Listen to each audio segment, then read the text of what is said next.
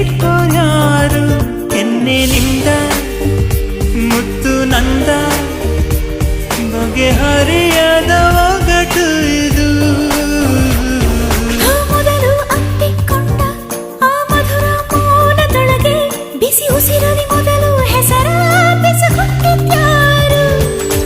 ಈ ವಿರಹದಲ್ಲಿ ಆಡದಿದೆಯೋ ಸನಿಹ, ಸನಿಹದಲ್ಲಿ ಯಾಕಿದೆ ವಿರಹ ಹೇಳುವೆಯಾ.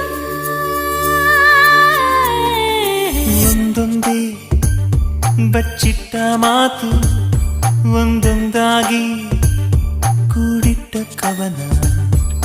ನನ್ನಿಂದ ನಾ ದೂರ ನಿಂತು ನಾ ಕಂಡೆ ಮಾತಾಡೋ ಮೌನ.